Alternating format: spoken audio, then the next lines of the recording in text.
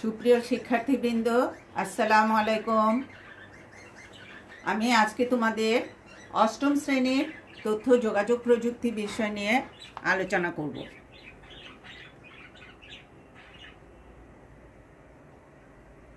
আজকের আলোচ্য বিষয় অধ্যায় ৩, পাঠ ২০, দুর্নীতি নিরসন। প্রথমে আমরা আসি দুর্নীতি কি।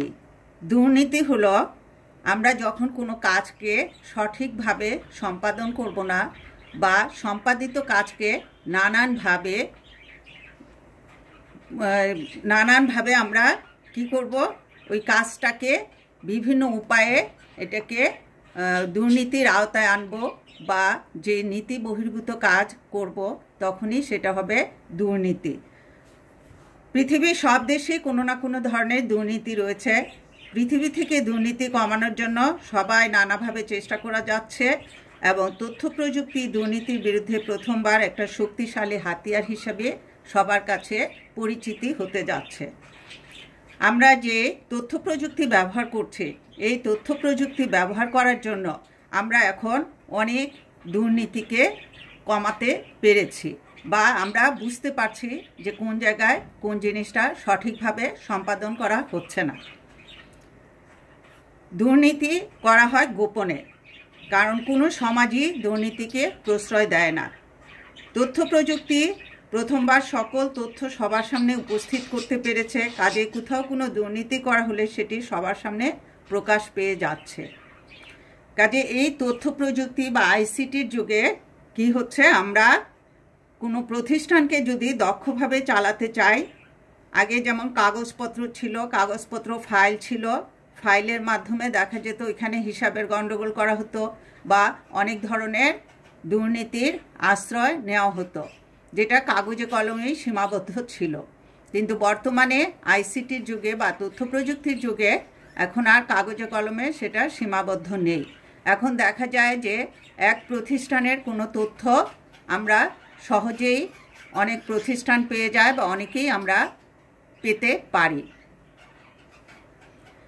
তার ফলশ্রুতিতে তথ্যকে সংরক্ষণ আর প্রক্রিয়া করার জন্য পুরো পদ্ধতিকে তথ্য প্রযুক্তির আওতায় আনতে হবে।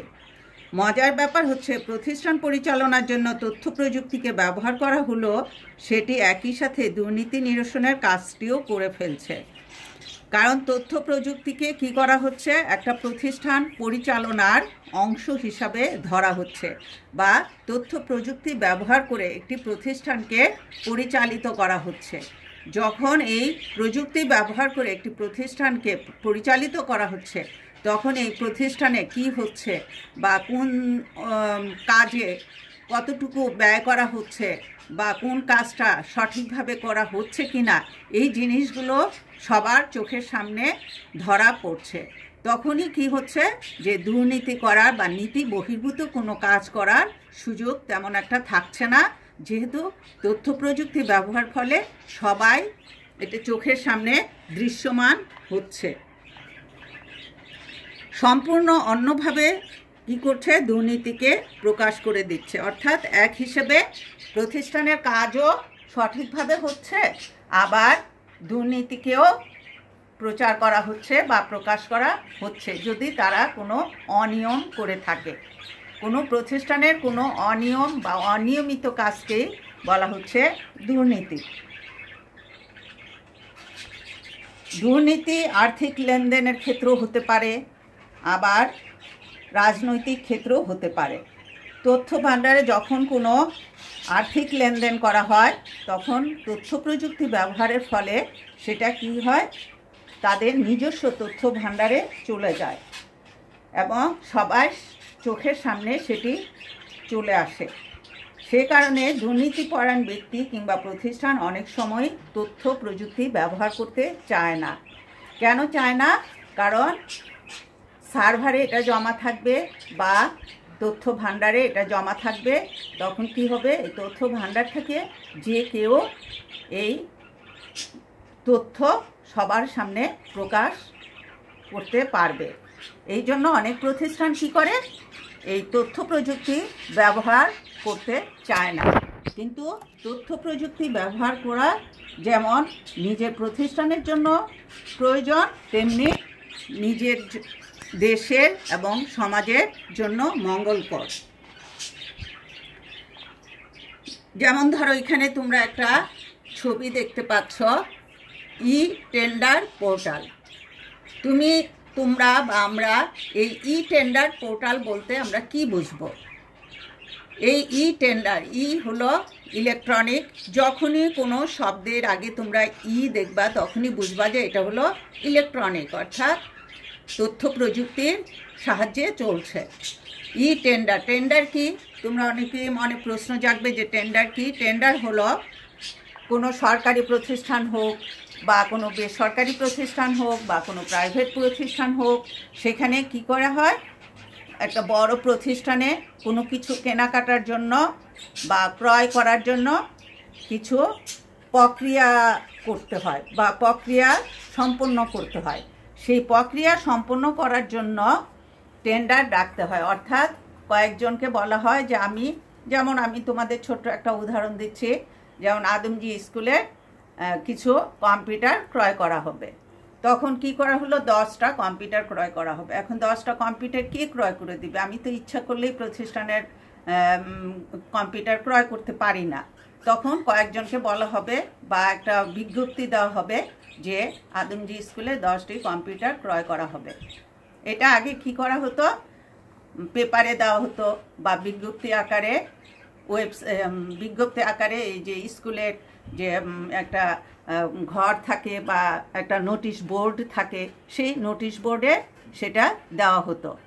তখন সেটা দেখে তারা বা পেপার দেখে, পেপার কাটিং নিয়ে তারা যারা টেন্ডার দিতে আগ্রহী বা যারা প্রতিষ্ঠানকে কম্পিউটার ক্রয় করে দিতে আগ্রহী তারা দরখাস্ত বা অ্যাপ্লিকেশন করত।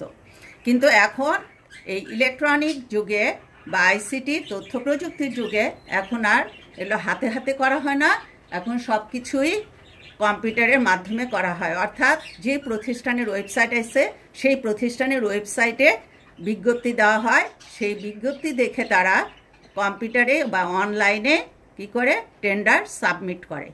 অর্থাৎ যে আমি 10টি কম্পিউটার ক্রয় করে আপনাদের দিতে ইচ্ছুক এবং আমার ক্রয় খরচ বা ক্রয় মূল্য এত টাকা।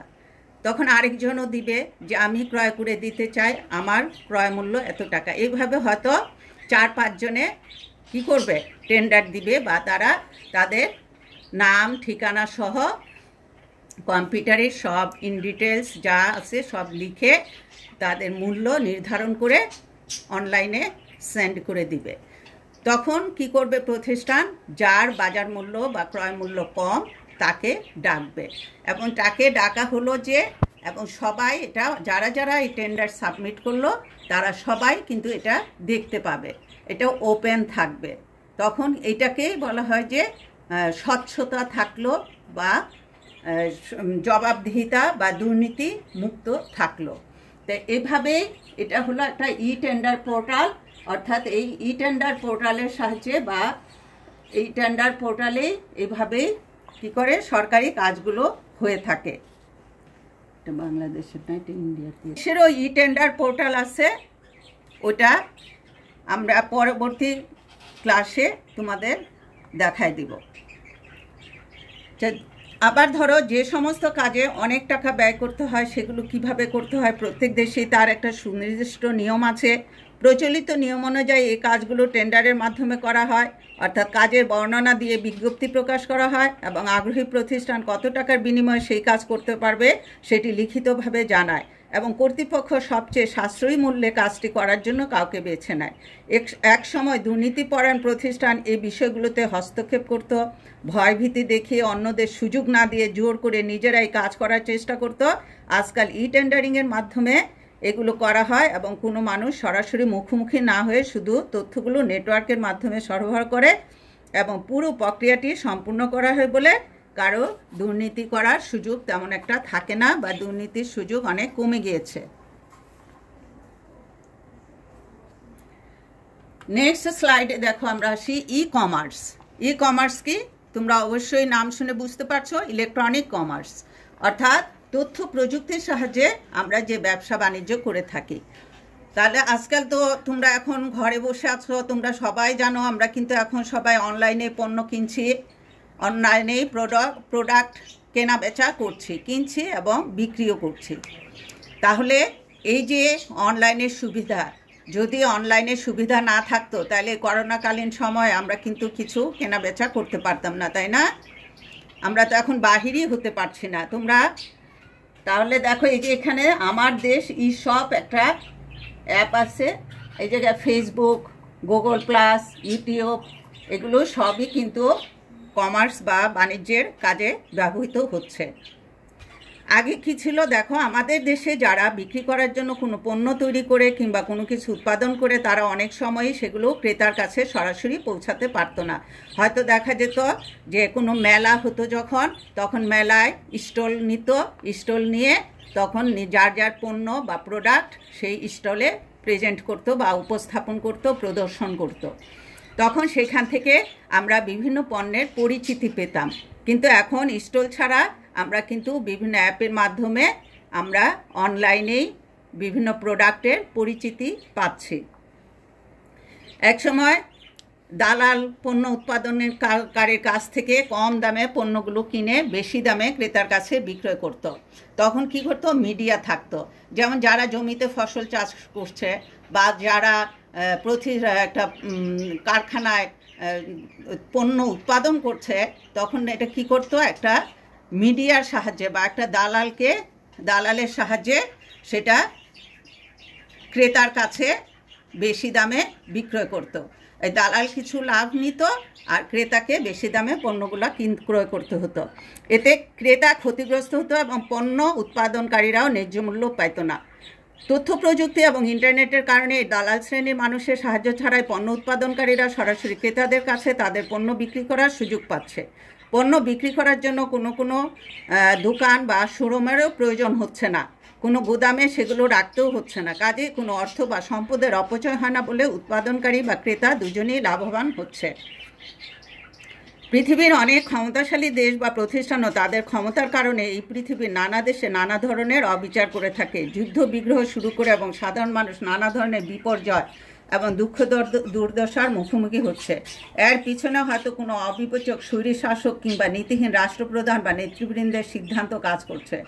একসময় তার বিরুদ্ধে কোনো মানুষের কোনো কিছু বলার ক্ষমতা ছিল না। এখন ইন্টারনেট হওয়ার কারণে অনেক প্রতিষ্ঠান তাদের কাছে সরবরাহ করা অনেক গোপন তথ্য পৃথিবীর মানুষের সামনে প্রকাশ করে দিচ্ছে।